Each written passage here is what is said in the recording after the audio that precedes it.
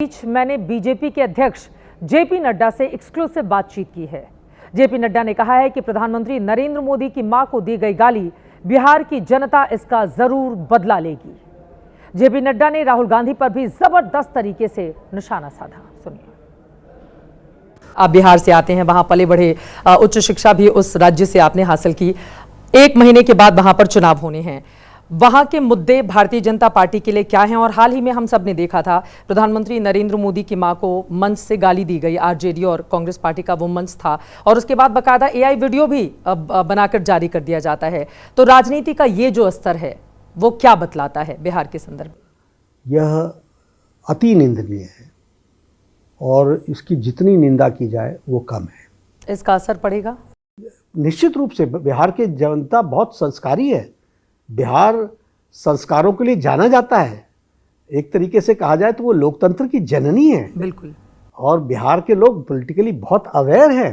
वो इस तरीके का कभी बर्दाश्त नहीं करते हैं। इसलिए बिहार के, और ये कोई वो एक्सप्रेस नहीं करते हैं, वो समय पर जवाब देते हैं। उसका जवाब उनको समय पर मिलेगा। लेकिन जब भी आप लोग लोकतांत्रिक प्रक्रिया की बात करते हैं, राहुल गांधी एसआईआर का मुद्दा लेकर आ गए हैं सामने, और बिहार में उन्होंने, आपने देखा कि किस तरह से तेजस्वी यादव के साथ अलग अलग जगहों पर रोड शो रैलियां की हैं। एसआईआर का मुद्दा क्या आपके लिए चुनौती है? आप बिहार में सर्वे करा लीजिए, एसआईआर कितना इम्पैक्ट कर रहा है। और दूसरी बात कि राहुल गांधी जी ने खुद ही कहा था ना कि महाराष्ट्र में वोट चोरी हुई है, फलानी चोरी हुई। हालांकि वो मैं आंकड़े दे चुका हूँ। मैं चाहूँगा कि वो आंकड़े एक बार आपके, इस समय मेरे पास नहीं है, लेकिन 3 स्टेटमेंट में 3 अलग अलग आंकड़े दिए। तो उनका कोई रिसर्च भी उनसे नहीं कर, उनका ऑफिस नहीं करता है जो इस बात को बता सके कि कौन सी आंकड़े हैं और कौन से सही हैं और कौन से गलत है। हमारे यहाँ एक कहावत है, नाच ना आवे आंगन टेढ़, और अंग्रेजी में कहते हैं bad craftsman blames his tools. तो ये वो लोग हैं जिनको इलेक्शन लड़ने नहीं आता, जिनको इलेक्शन जीतने के लिए आशीर्वाद जनता का नहीं मिलता, और ये फिर इलेक्शन कमीशन को गाली दे बकते हैं, इलेक्टोरल सिस्टम्स को गाली बकते हैं। तो ये इनका तरीका है। इसी तरह का सवाल राहुल गांधी से जब मंच पर पूछा गया तो उन्होंने कहा, लोकतंत्र को बचाना हमारा काम नहीं है, मैं विपक्ष का नेता हूं, सवाल उठाना मेरी जिम्मेदारी है। उनके इस बयान को कैसे देखते हैं आप? गैर जिम्मेदाराना, बचकाना, बचपना। इतनी बड़ी कांग्रेस का, इतना बड़ा विपक्ष का नेता does not understand his responsibility. BJP के राष्ट्रीय अध्यक्ष को आपने सुन लिया है जनहित में। अब बात बिहार चुनाव में भारतीय जनता पार्टी से जुड़ी हुई आज की बड़ी खबर की। बिहार में एनडीए की जीत तय करने के लिए बीजेपी ने अपने 3 महारथियों को मैदान में उतार दिया है। केंद्रीय मंत्री धर्मेंद्र प्रधान को चुनाव का प्रभारी बनाया गया है, तो सीआर पाटिल और केशव प्रसाद मौर्य को सह प्रभारी की जिम्मेदारी दी गई है। इस तरह से बीजेपी ने इस त्रिमूर्ति को 2025 में बिहार विजय का काम सौंपा है। आज दोपहर 3 बजे पार्टी ने चुनावी राज्य बिहार के प्रभारी और सह प्रभारियों की टीम की घोषणा की। इसमें केंद्रीय शिक्षा मंत्री प्रधान को चुनावी रणनीति का टास्क मास्टर बनाया गया। उनके इस काम में केंद्रीय जल शक्ति मंत्री पाटिल और यूपी के उप मुख्यमंत्री केशव प्रसाद मौर्य भी मदद करेंगे। तीनों नेताओं की नियुक्ति को तत्काल प्रभाव से लागू कर दिया गया है, यानी पार्टी ने उन्हें फौरन मिशन में जुट जाने का आदेश दिया है। प्रधान, पाटिल और मौर्य तीनों ही बीजेपी के तपे तपाए, आजमाए और कामयाब रणनीतिकार माने जाते हैं। तीनों के पॉलिटिकल सिबिल स्कोर को अगर देखें तो प्रधानमंत्री नरेंद्र मोदी, गृह मंत्री अमित शाह और बीजेपी अध्यक्ष जेपी नड्डा ने 2025 में भी महागठबंधन पर 20 साबित होने का टास्क दिया था। इनकी राजनीतिक और चुनावी खूबियों के बारे में आपको बताएंगे, लेकिन पहले नई जिम्मेदारी पर इन नेताओं ने क्या प्रतिक्रिया दी है, सुनाते हैं आपको। सबसे पहले सुनिए धर्मेंद्र प्रधान को।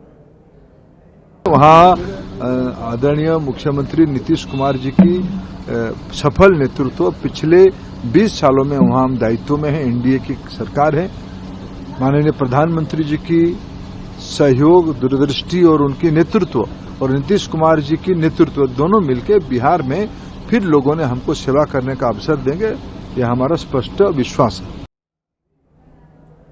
वहीं केशव प्रसाद मौर्य ने सोशल मीडिया में लिखा है, बीजेपी के शीर्ष नेतृत्व की ओर से बिहार विधानसभा चुनाव में सह प्रभारी की महत्वपूर्ण जिम्मेदारी देने पर हृदय से आभार और हार्दिक अभिनंदन। संगठन के मार्गदर्शन और देवतुल्य कार्यकर्ताओं के परिश्रम से हम सभी मिलकर बिहार में विकास को समर्पित कमल खिलाएंगे। पार्टी की ओर से जारी चिट्ठी के साथ वो आगे लिखते हैं, बिहार में फिर एक बार एनडीए सरकार। वहीं सीआर पाटिल ने भी एक्स पर बीजेपी की चिट्ठी और आदेश को रीपोस्ट कर अपनी नई जिम्मेदारी कबूल की है। बिहार की राजनीति पर चर्चा हो और जाति का जिक्र न आए, यह मुमकिन ही नहीं। ऐसे में आपको बिहार विधानसभा चुनाव के लिए बीजेपी के प्रभारी और सह प्रभारियों की जाति की गाथा भी सुना देते हैं, क्योंकि उस चश्मे से भी बिहार की राजनीति में इनको देखा जा रहा है। उससे पहले समझना जरूरी है कि धर्मेंद्र प्रधान को बिहार चुनाव की कमान सौंपने के मायने आखिर क्या हैं। तो इसकी सबसे बड़ी वजह है नीतीश कुमार और धर्मेंद्र प्रधान की पॉलिटिकल केमिस्ट्री। ये तस्वीरें बीते महीने 26 अगस्त की हैं, जब केंद्रीय शिक्षा मंत्री प्रधान ने पटना में सीएम नीतीश कुमार से मुलाकात की थी। इस दौरान दोनों की गर्मजोशी भरी मुलाकात और मुस्कुराते चेहरों वाली तस्वीरें ये साफ बयां कर रही हैं कि दोनों की आपसी समझ कितनी बेहतर है। बिना लाग लपेट के कहें तो धर्मेंद्र प्रधान को बिहार में बीजेपी का चुनाव प्रभारी बनाने का मतलब है नीतीश कुमार को खुश रखा जाए, उनके मन में सीएम की कुर्सी को लेकर छाए आशंका के हर बादल को दूर कर दिया जाए। बिहार जैसे जटिल जातीय समीकरण वाले राज्य में उनकी संगठन क्षमता और चुनाव प्रबंधन का अनुभव पार्टी के लिए फायदेमंद हो सकता है।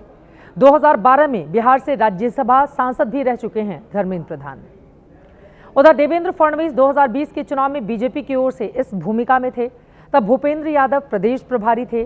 फडणवीस भूपेंद्र के दौर में ही चिराग एपिसोड हो गया था, जिसका नतीजा रहा कि एनडीए में जेडीयू दूसरे नंबर की पार्टी बन गई। गठबंधन में खटपट इतनी ज्यादा बढ़ गई कि 2022 में नीतीश ने बीजेपी से नाता तोड़ा, आरजेडी से हाथ मिला लिया। इसके फौरन बाद विनोद तावड़े को बीजेपी ने बिहार का प्रभारी बनाया और फिर 2024 में लोकसभा चुनाव आते आते नीतीश भारतीय जनता पार्टी के पास वापस लौट आए। इस तरह से अब तावड़े और प्रधान की टीम बिहार में नीतीश कुमार की जेडीयू से गठबंधन के सारे कील कांटे दुरुस्त कर लेना चाहती है। धर्मेंद्र प्रधान 2010 के बिहार विधानसभा चुनाव में बीजेपी के तत्कालीन प्रभारी दिवंगत अनंत कुमार के साथ सह प्रभारी की भूमिका निभा चुके हैं। तब जेडीयू और बीजेपी दोनों को रिकॉर्ड सीटें मिली थीं।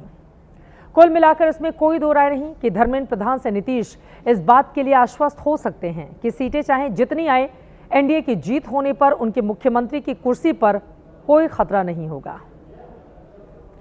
आगे बढ़ते हुए अब बीजेपी के बिहार चुनाव प्रभारी और सह प्रभारियों की जाति गाथा भी सुन लीजिए, क्योंकि बीजेपी ने तीनों प्रभारी ओबीसी वर्ग से बनाए हैं, तो माना यह जा रहा है कि बिहार के 27% ओबीसी वर्ग को साधने का यह सांकेतिक संदेश भी है। सबसे पहले बात धर्मेंद्र प्रधान की कर लेते हैं, जो नीतीश कुमार की तरह ही कुर्मी जाति से ताल्लुक रखते हैं। प्रधान ने खुद संसद में इस पर मुहर भी लगाई थी। सह प्रभारी केशव प्रसाद मौर्य कोयरी कुशवाहा जाति से हैं, जिन्हें यूपी में मौर्य जाति कहते हैं। सह प्रभारी सीआर पाटिल, जो मूलतः मराठा हैं, लेकिन बीते 5 साल से गुजरात बीजेपी के अध्यक्ष हैं।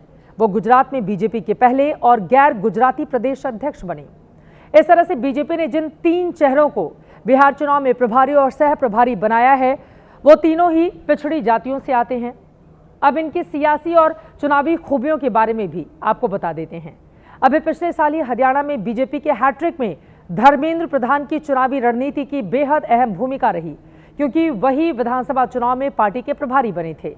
ये कमाल तब हुआ जब तमाम चुनाव विशेषज्ञ हरियाणा में कांग्रेस पार्टी की वापसी के आसार जता रहे थे। वहीं सीआर पाटिल संगठन के मंझे हुए नेता हैं। 2022 में उन्हीं के प्रदेश अध्यक्ष रहते बीजेपी ने गुजरात में 182 में से रिकॉर्ड 156 सीटों पर जीत दर्ज की थी। पाटिल के कामकाज के मुरीद खुद प्रधानमंत्री नरेंद्र मोदी भी हैं। वो नवसारी सीट से लगातार 4 बार सांसद हैं। चुनावी माइक्रो मैनेजमेंट में पाटिल को महारत हासिल है। अब आ जाते हैं केशव प्रसाद मौर्य की बात करेंगे, जो 2017 से ही यूपी के उप मुख्यमंत्री हैं। 2022 में वो खुद विधानसभा चुनाव भले ही हार गए हों, लेकिन 2017 में उन्हीं के प्रदेश अध्यक्ष रहते हुए बीजेपी ने यूपी में 403 में से रिकॉर्ड एनडीए को 325 सीटों पर जीत हासिल हुई थी। 15 साल बाद सूबे की सत्ता में प्रचंड वापसी की, तब उनका नाम सीएम पद के दावेदारों में भी शुमार था। अब बीजेपी की ये त्रिमूर्ति बिहार में कितना कमाल कर पाती है, इस पर हमारी नजर बनी रहेगी।